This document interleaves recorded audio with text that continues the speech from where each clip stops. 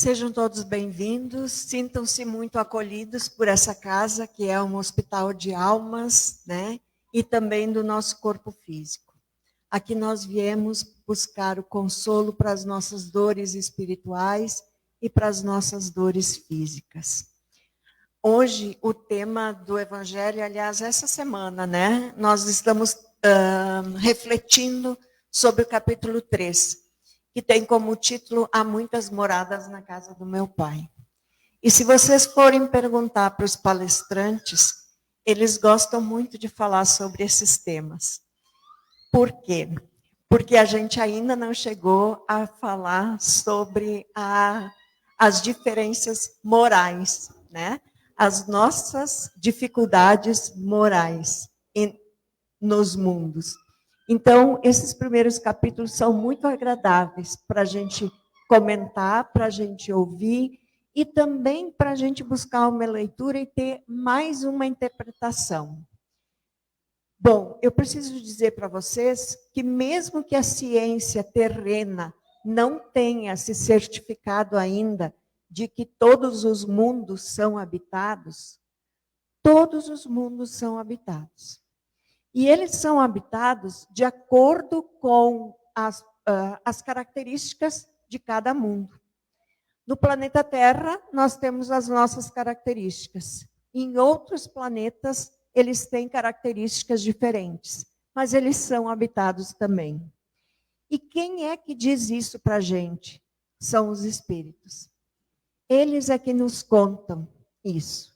Embora a ciência não tenha conseguido ainda confirmar isso, os espíritos já nos afirmam que há moradas em todos, há habitantes em todos os planetas.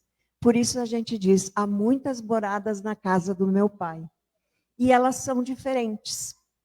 O primeiro mundo que a gente conheceu, e a Terra passou por esse processo, foi aquele mundo primitivo, onde as pessoas caçavam o seu alimento. Buscavam na natureza as coisas que elas precisavam para se manterem vivas, né? Caçavam, se alimentavam das frutas e assim por diante. Existem mundos muito diferentes. Esse é o primeiro, onde a necessidade física é... fugiu a palavra? É saciada através da caça, né? Então, é isso que acontece.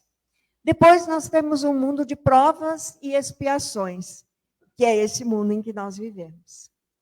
Esse mundo onde nós vivemos, ele é chamado de provas e expiações, porque ainda o mal prevalece nesse mundo, infelizmente.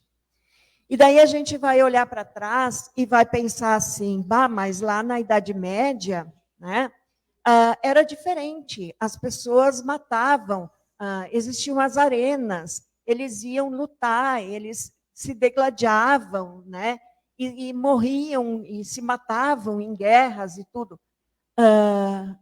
Nós temos isso também no nosso mundo, numa escala menor. E é por isso que a gente diz que esse já é um mundo um pouco mais evoluído que o primitivo.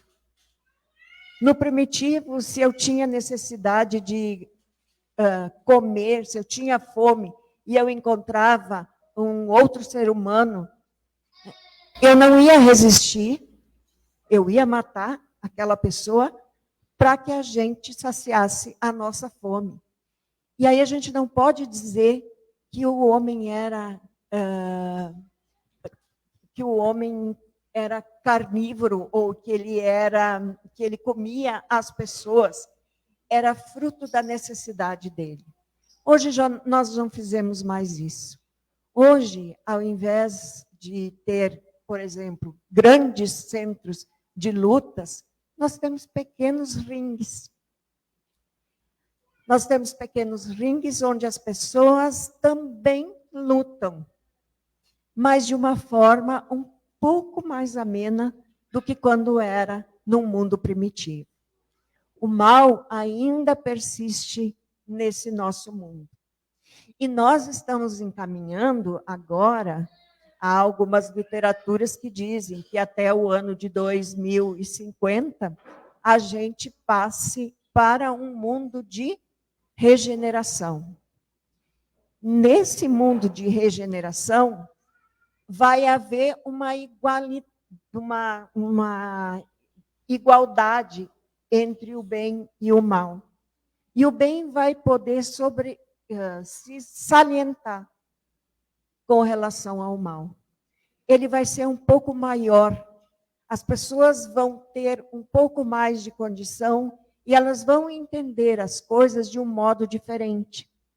As lutas não vão ser mais essas lutas que nós temos diárias, a reflexão que a gente tem que fazer para que a gente consiga resolver os nossos problemas. Os problemas vão ser um pouco mais brandos. A gente não vai ficar naquela angústia tão grande na tentativa de resolver as nossas dificuldades. Depois desse mundo de regeneração, nós teremos um mundo feliz. O mundo feliz é onde o bem se sobrepõe ao mal. O mal praticamente não existe mais. As penas são muito leves, a gente praticamente não tem dificuldade, a gente vai estar evoluído a tal ponto de poder praticar a caridade com o nosso irmão sem dificuldade nenhuma, sem egoísmo nenhum, sem maldade nenhuma, porque nós estaremos livres desses vícios, sem o egoísmo, sem essas coisas que hoje ainda nós temos. E eu digo nós, porque todos nós, independente de sermos trabalhadores ou não, nós ainda cultivamos isso, em maior ou menor escala. Então, isso é fruto desse mundo que a gente vive. Esses vícios, essas dificuldades que a gente tem para superar. Nos mundos felizes, então, nós vamos ser um pouco diferente. Nós vamos poder olhar o nosso irmão, que está com os olhos da alma, né?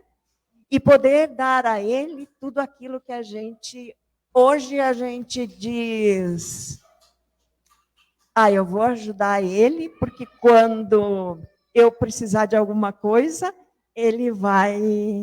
eu posso pedir um favor para ele. Hoje a gente faz assim ainda, muitas vezes. E nos mundos felizes, nós seremos uma grande família, realmente, onde haverá uma irmandade muito grande. E que bom que a gente já pudesse chegar a esse nível, né? O mundo divino, então, é alguma coisa fantástica. Eu digo nas escolas mediúnicas, quando a gente trabalha, que, por exemplo, a gente que vem à casa, a gente que vem enquanto busca de auxílio, a gente que vem enquanto trabalhador, a gente pensa o seguinte: eu frequento a casa espírita, eu sou trabalhador da casa espírita, eu já tenho a carteirinha para ingressar no nosso lar, na colônia Nosso Lar, né? E não é assim, gente. Não é assim. Porque tem um Inácio Ferreira, ele conta que a maior dificuldade, quando as pessoas desencarnam, a maior dificuldade que eles têm em trabalhar são justamente com os espíritas. Porque eles pensam que eles conhecem tudo, que eles sabem tudo e que eles têm direito a um lugar melhor. E daí, eu vou contar uma coisa para vocês, talvez uma historinha bem pequenininha, talvez eu já tenha contado, eu não me lembro. Mas eu vou contar de novo, igual. 2 senhores desencarnaram na mesma época. Um era dirigente de uma casa espírita e o outro era um senhor muito humilde, que vinha e sentava na última fileira da casa. E ele ficava lá, ele ouvia a palestra que o presidente fazia, né?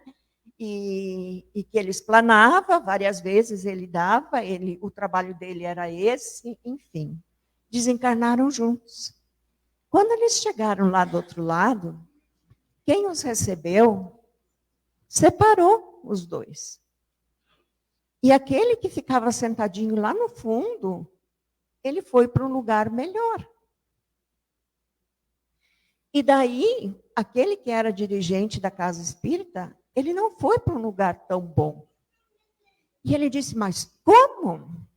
Eu fui presidente de casa espírita, eu fui palestrante, eu fiz e aconteci. E daí aquele que recebeu ele disse, a diferença entre vocês dois é a seguinte.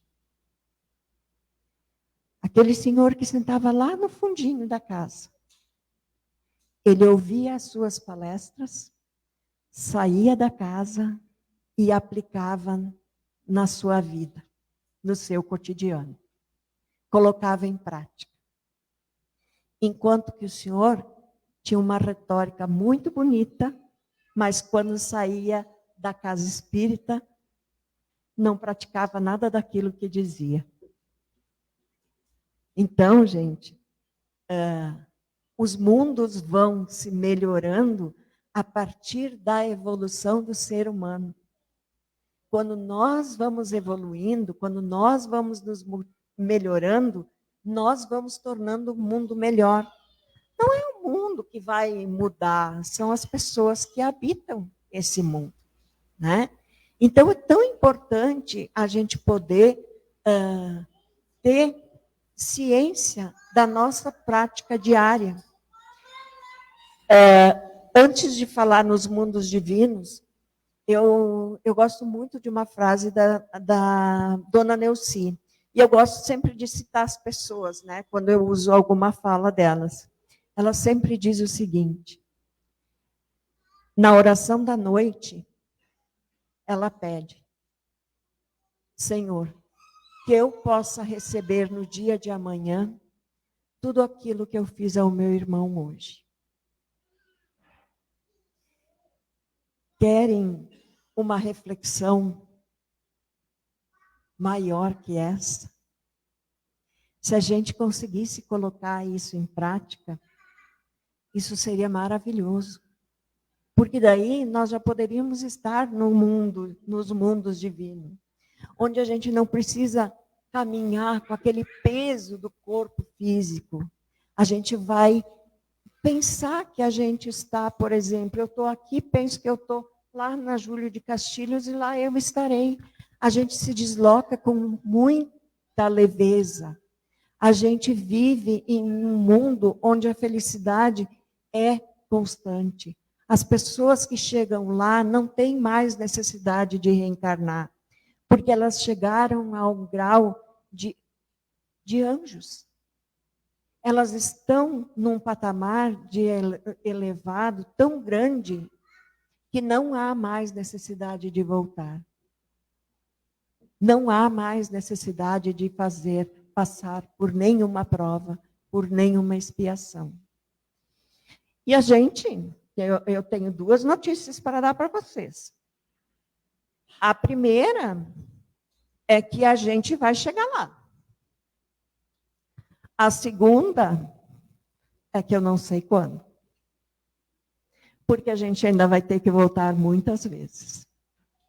A gente ainda vai ter que voltar muitas vezes para aparar todas as arestas, todas as dificuldades, todas as divergências que existem.